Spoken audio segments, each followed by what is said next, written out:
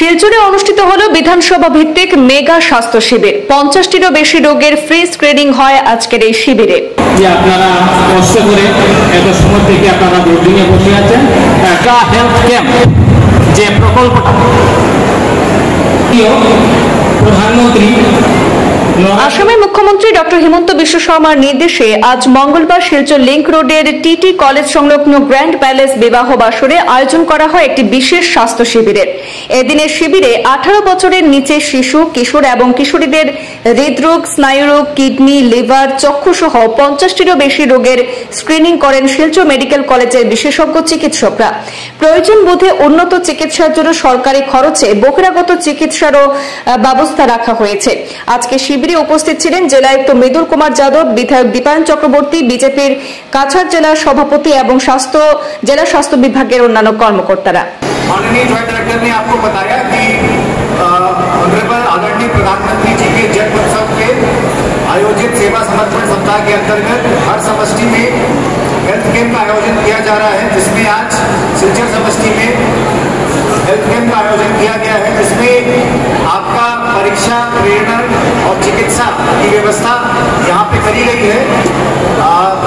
Joint director ने आपको बताया कि इस कैंप को आयोजित करने के लिए हमारे ऑफिस में मल्टीपल मीटिंग्स करी गई, जिसमें हेल्थ डिपार्टमेंट के लोग, आशा वर्कर्स, एजुकेशन के डिपार्टमेंट के लोग, आंगनबाड़ी डिपार्टमेंट के लोग और हमारे पब्लिक रिप्रेजेंटेटिव साथ में बैठ के कि कैसे लोगों को आइडेंटिफाई करना है, आरपीएसपी का टीम कैसे आइडेंटिफाई करना है, कैसे लोगों को लेके आना है और उस कैंप को कैसे सफल बनाना है, इसके लिए प्रयास किया गया था।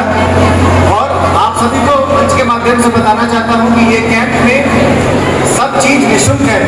आपको हम अपने कैंप आपके घरों से लेकर आए हैं, उसका ट्रांसपोर्टेशन की सुविधा जिला प्रशासन ने मुहैया कराई है और यहाँ पे आने के बाद आपका रिफ्रेशमेंट की सुविधा, यहाँ पे आपका जांच, उसके बाद आपका लैब टेस्ट, आपका मेडिसिन, सभी की सुविधा निःशुल्क तौर पे सरकार ने मुहैया कराई है। तो अधिक से अधिक मात्रा में यहाँ पे लोग इस सुविधा का लाभ उठाएं, इसी की मैं आशा करता हूँ। और डिसिप्लिन वे में आप पहले रजिस्ट्रेशन काउंटर में अपना रजिस्ट्रेशन कराइए, वहाँ पे डॉक्टर्स उपस्थित हैं, एमबीबीएस डॉक्टर्स उपस्थित हैं, आपको वहाँ पे भी आपका जांच का सुविधा मिल जाएगा। और नहीं मिलने पे आपको रेफरल काउंटर जहाँ पे हमारे स्पेशलिस्ट डॉक्टर उपस्थित हैं, स्पेशलिस्ट डॉक्टर अलग अलग विभाग से आए हैं, कैंसर स्पेशलिस्ट है, गायनेकोलॉजिस्ट है, किडनी स्पेशलिस्ट है और भी अलग अलग डिपार्टमेंट से ईएनटी स्पेशलिस्ट आए हुए हैं और वो आपका जांच करने के बाद भी आपको परामर्श दे सकते हैं। और जिनका यहाँ पे ट्रीटमेंट पॉसिबल नहीं है, उनके लिए हम लोग ने मेडिकल कॉलेज में आने वाले नवंबर में कैंप की व्यवस्था करी है। तो इस पूरा प्रक्रिया का बहुत प्लान वे में आपके लिए आपको सुविधा देने के लिए आयोजित किया गया है। तो मैं आशा करता हूँ कि हजार लोग यहाँ पे इस सुविधा का लाभ उठाएंगे।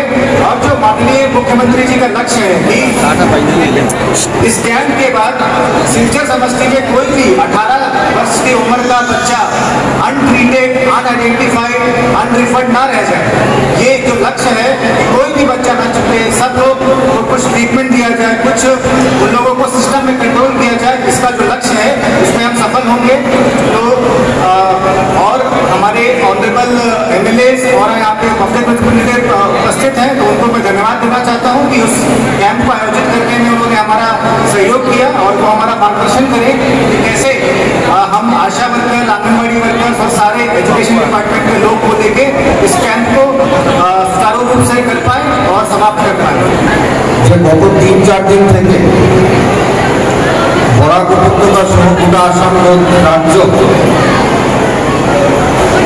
আর শুধু আসাম না, ভারতবর্ষের বিভিন্ন প্রান্ত, বিশ্বের বিভিন্ন প্রান্তে যারা ভারতবাসী বা আসামবাসী শ্রদ্ধার জনসাধারণ রয়েছে, সকলেই সুস্থ।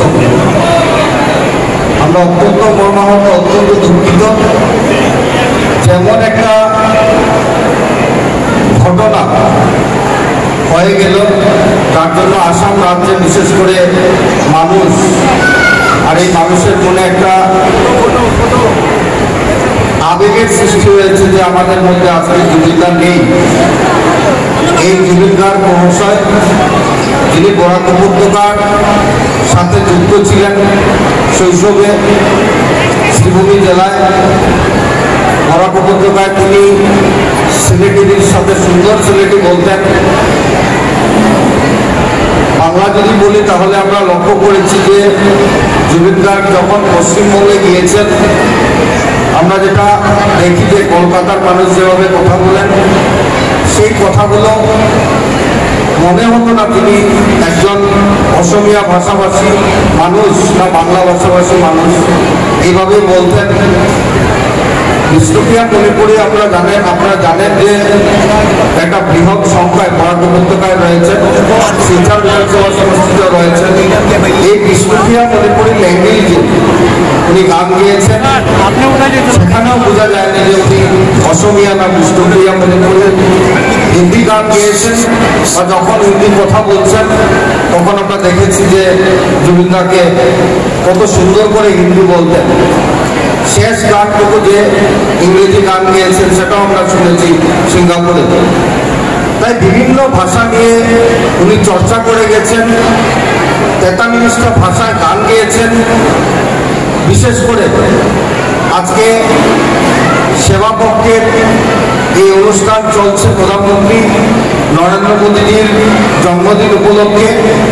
আর আজকে এই মঞ্চে জুবিনদাকে শুধু একজন কণ্ঠশিল্পী না, শুধু একজন গীতিকার না, শুধু একজন অভিনেতা না, একজন সোশিয়াল অ্যাক্টিভিস্ট, যিনি প্রতিনিয়ত প্রচারের আলোয় না এসে উনি জনসেবা করে গেছেন। বিশেষ করে মৃত্যুর পর এই কাহিনীগুলা, এই স্টোরিগুলো আমরা দেখতে পাচ্ছি।